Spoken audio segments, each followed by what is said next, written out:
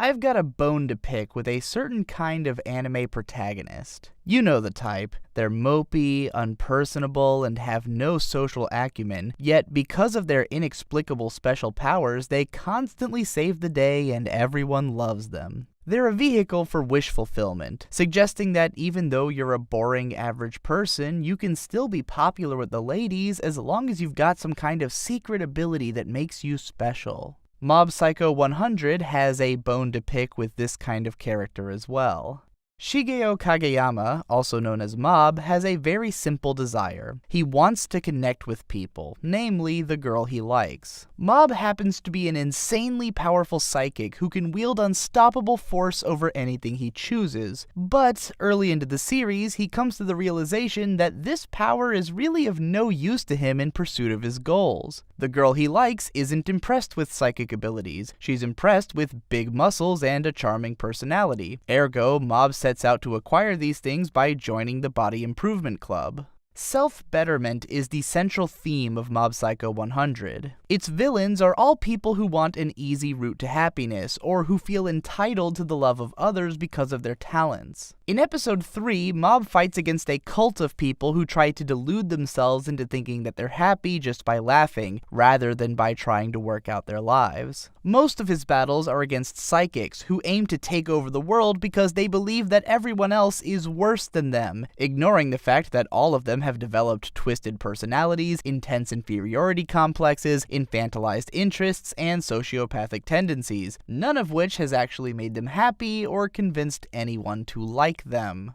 Mob doesn't feel any sense of entitlement as a result of his powers. If anything, he sees them as a burden which prevents him from reaching his actual desires. Rather than trying to take what he wants by making everyone else bend to his will, he instead decides to achieve his goals through sheer force of effort, which flies in the face of the entitled beliefs of his enemies, putting them into conflict. What Mob forces his enemies to see in themselves, and what his de facto life coach Reigen later spells out for some of them, is that none of them are actually hot shit. They're all just humans who happen to be a certain way, just like anyone else is, and the only way that they're ever going to find satisfaction in life is by coming to terms with their humanity and working towards their own betterment. Reigen himself is a world-class bullshit artist who strings Mob along to help out with his money-making schemes, all while imparting golden nuggets of real-world life advice along the way.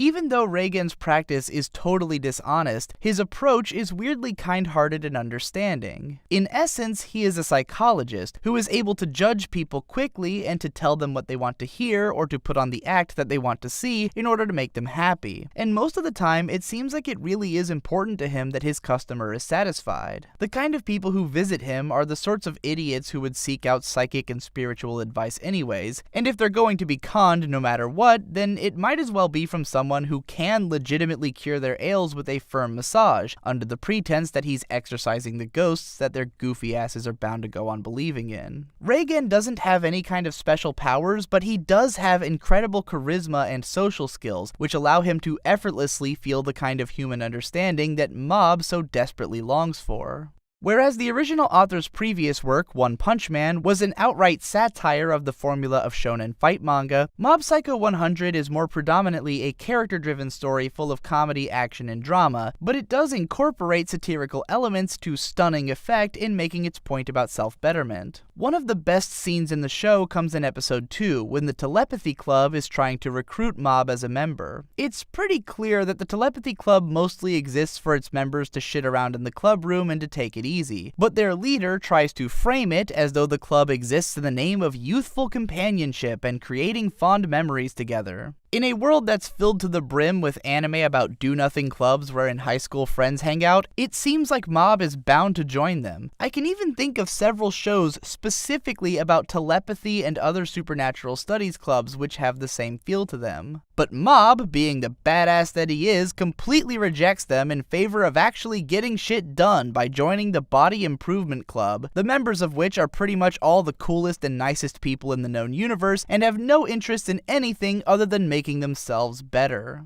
Mob Psycho is the hero story that our generation needs. It has no patience for people who are willing to sit around and wait for something to happen, or to waste their time forming pointless memories instead of getting what they want with their own two hands. It doesn't forgive Mob for being physically weak and personality deficient. Mob sees these as weaknesses on his part, which he needs to work to change. His development is not left up to the whims of how the story affects him. It is taken upon by himself to enact. In a time wherein so many people come to feel that the world owes them something, or that the system is unfairly stacked against them, and therefore they're not willing to bust their asses to head for their goals, Mob shows us that even if you start off with unparalleled talent, it doesn't mean shit if you can't impress the girl you like. Forget about your destiny as the name which everyone in the world will one day know for your hidden talents, and hit the fucking squat rack. If you still haven't seen this show yet, and you want to witness one of the best animation showcases of the year, as well as a fun and at times emotionally poignant action comedy story, then I recommend checking this series out on Crunchyroll after signing up with the link that makes me money. You can also help support my channel via Patreon if you want to help me to make more videos like this, or by sharing this video around. Check out my myriad other channels for more frequent uploads, and as always, thanks again for watching. I'll see you in the next one.